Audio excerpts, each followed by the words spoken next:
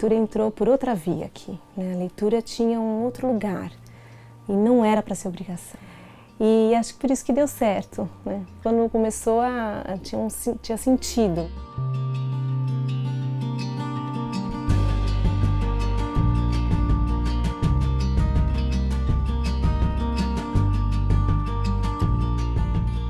Quando as meninas nasceram, eu já comecei a ler para elas, né? Assim, desde sempre eu leio para as meninas, desde bebês.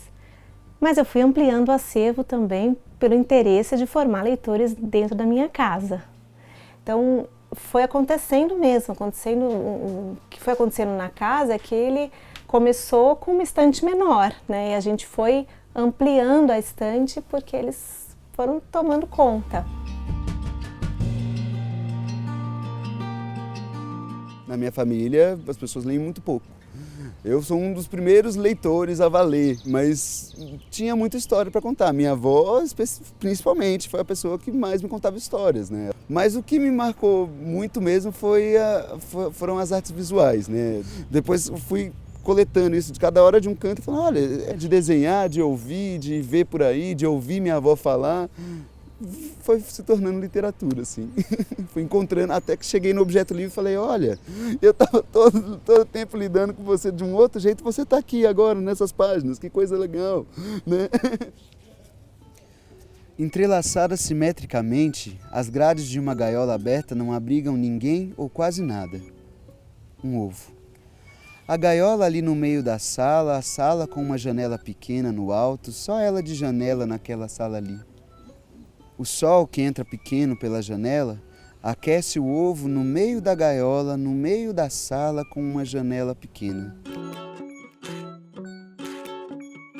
A identificação é um ponto de partida, né? E isso, acho que a importância da identificação literária com a vida das pessoas, com o ao redor das pessoas, é essa. Ela é um grande convite a você se envolver com a literatura. Isso é muito importante, porque sem convite ninguém entra na festa, né? Acho que a cada livro a gente se redescobre como leitor, assim, a cada livro, a cada poema, a cada verso que se lê, assim. Tem livros que sozinhos a gente consegue até uma camada. Junto, né, com uma interlocução, a gente consegue ir numa outra camada. Eu, pessoalmente, em muitos livros vivi essa situação.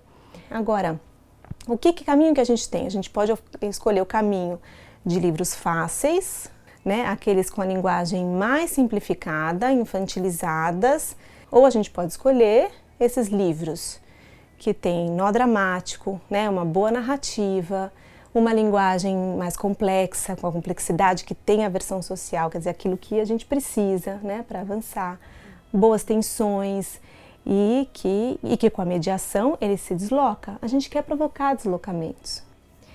Quer dizer, um potencializa o conhecimento do outro. E isso não é privilégio de uma autoridade técnica.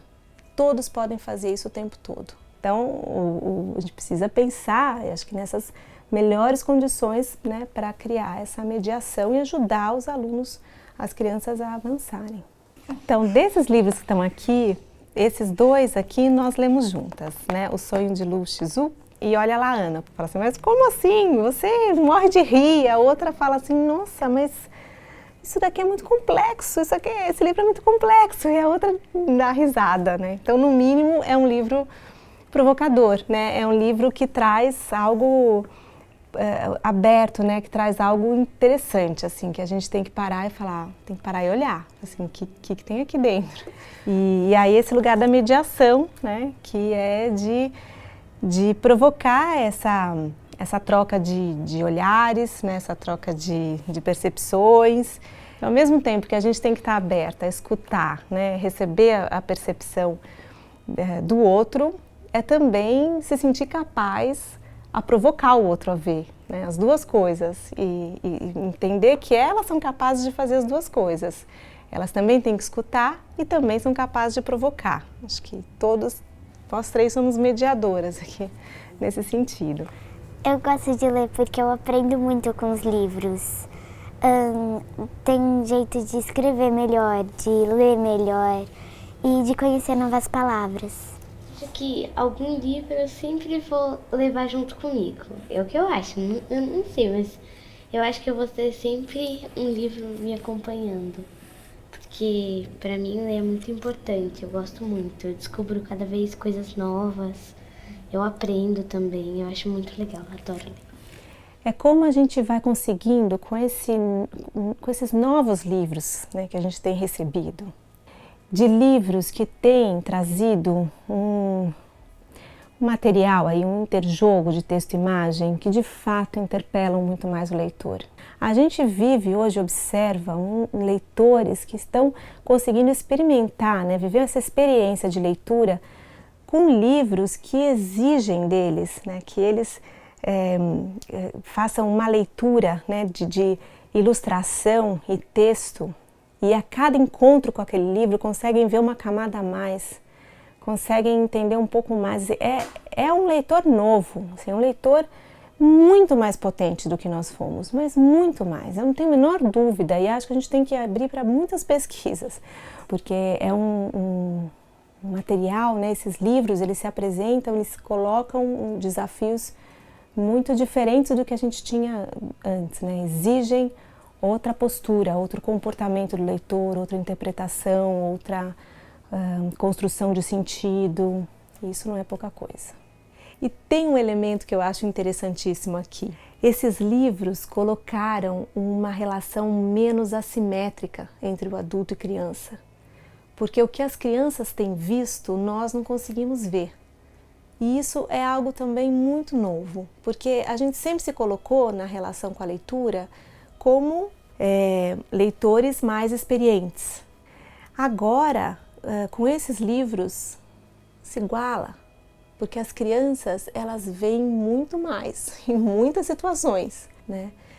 E, então, não sei o que a gente vai ter pela frente. Agora a gente tem que estar muito aberto, né, em relação às possibilidades que esses livros trazem e a potência de leitor que a gente vai conseguir formar, né? O que nos cabe agora é pensar nas melhores condições que a gente tem que criar.